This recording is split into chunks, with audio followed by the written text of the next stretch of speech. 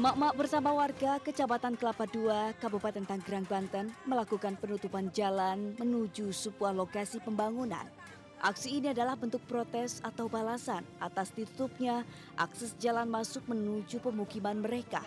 Emak-emak warga beralasan penutupan jalan utama oleh pengembang perumahan membuat akses warga menjadi lebih jauh dan gelap jika malam hari serta rawan kejahatan. Meski demikian, warga mengaku akses jalan yang ditutup adalah jalan perusahaan, namun warga ingin pengertian pengembang karena jalan tersebut adalah jalur vital warga dalam beraktivitas. Jadi aksesnya jalan nggak ada, Pak. Kalau misalkan kita dialihkan jalan ke sana, di sana itu kan yang tempat pembuangan mayat kan gelap, sepi. Terus kalau ada begal gimana? Siapa yang mau tanggung jawab? Kalau lewat sana juga kan sepi. Mau gimana? Kita tahu ini jalan PT, cuman diharapkannya adalah akses jalan untuk ke kampung kita. Misalkan kita juga nggak kekeh ya, ini emang jalan PT tahu, cuman kesadarannya lah karena masih banyak warga, ratusan warga yang masih kita tempatin. Sementara itu, akibat adanya penutupan jalan proyek oleh warga, sejumlah truk pengangkut bahan material lumpuh total. Dari Kabupaten Tanggerang, Banten, Aimarani, Anyus melaporkan.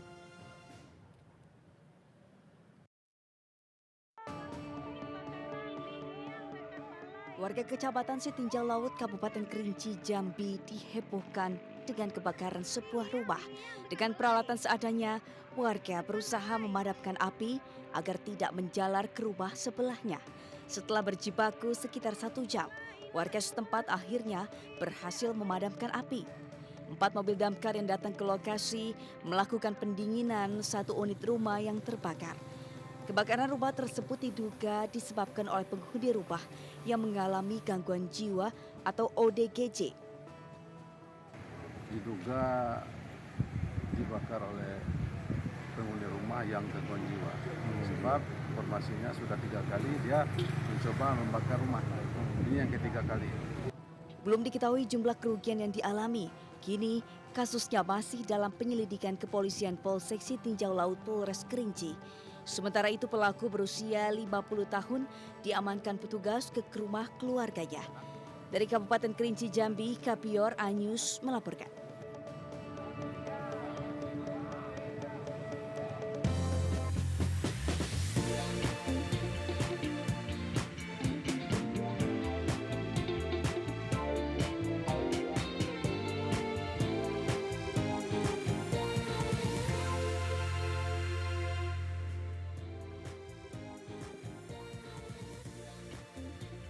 Halo, selamat malam pemirsa, bagaimana kabar Anda? Semoga Anda dalam keadaan sehat ya. Selama 90 menit ke depan, saya Rini Arumsari akan menemani Anda dengan sejumlah informasi menarik lainnya. Di antaranya kebakaran yang melanda sebuah sekolah menengah kejuruan di Pasar Minggu, Jakarta Selatan, serta persiapan menjelang upacara perdana HUT Kemerdekaan RI di IKN yang telah mencapai 100%. Inilah Buletin Anyus Malam selengkapnya.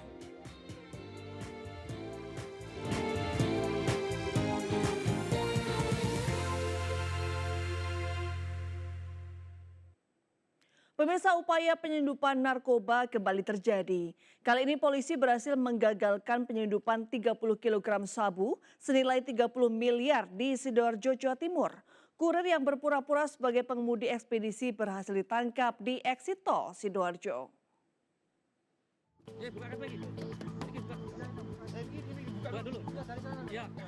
Peredaran narkoba jenis sabu jaringan internasional melalui kawasan Sidoarjo berhasil diungkap tim Sar Narkoba Polresta Sidoarjo. Cokelan, pakai apa? Cokel.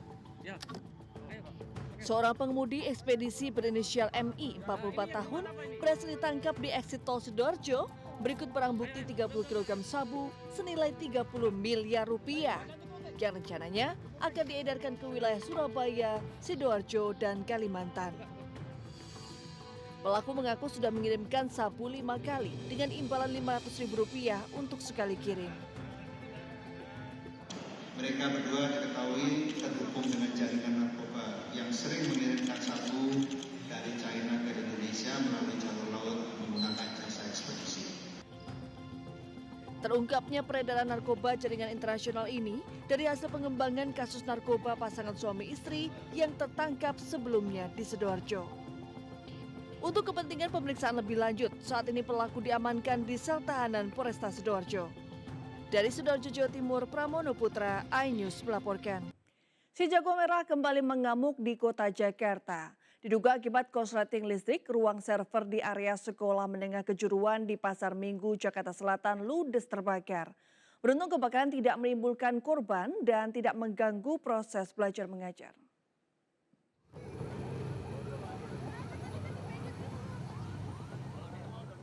Kobaran api dan kepulan asap hitam membumbung tinggi dari ruang server atau jaringan internet yang berada di area SMK Mitra Pembangunan.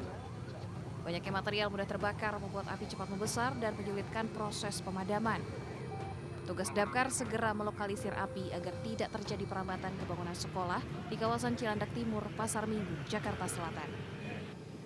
Menurut perwira piket damkar wilayah Jakarta Selatan, ruang server yang terbakar bukan milik SMK tersebut, namun berada di area sekolah. Dugaan sementara kebakaran ruang server di area sekolah ini akibat korsleting listrik. Tidak ada korban luka maupun jiwa dalam kebakaran ini, sementara proses belajar mengajar juga berjalan normal seperti biasanya. Juga kabel KIPLN dari sekolah dilakukan pemadaman, ternyata kemarin kabel server kabel udara. Kabel server itu milik sekolah?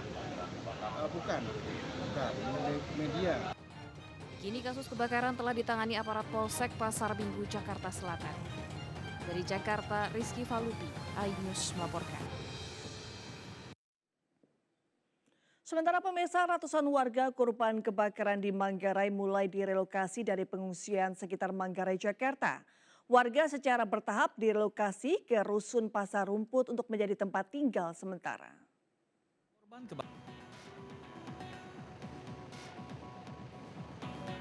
Korban kebakaran Manggarai, Jakarta Selatan akhirnya dapat bernafas dengan lega. Pasarnya pemerintah kota Jakarta mulai merelokasi para korban dari pengungsian ke Rusun Pasar Rumput, Kecamatan Setiabudi. Relokasi dilakukan secara bertahap. Tahap pertama sekitar 44 kepala keluarga dengan 189 orang sudah bisa tinggal sementara di rumah rusun tipe 36 tersebut. Setiap rusun bisa ditempati 2 kepala keluarga dan sudah disediakan AC, kasur, serta lemari pakaian. Pemkot Jaksel juga akan membahas lebih lanjut soal berapa lama para korban bisa tinggal sementara di rusun. Jadi sore hari ini, hari Jumat, saya mengantarkan warga Kelurahan Manggarai yang terdampak kebakaran kemarin dan selama 3 hari kemarin ya sudah berada di tenda pengungsian, dan mulai hari ini kita secara bertahap warga tersebut yang terdampak kebakaran kita relokasi untuk menempati rusun di Pasar Rumput ini. Dan alhamdulillah hari ini kita secara bertahap hari ini kita mulai 44 kakak dan jiwanya sekitar 189 jiwa. Saya teramat terima kasih kepada Pemda DKI Jakarta, terus Kota Asmi, Pak Wali Kota Jakarta Selatan, serta Camat dan Lurah yang telah memberikan fasilitas untuk kami yang dampak terbakar.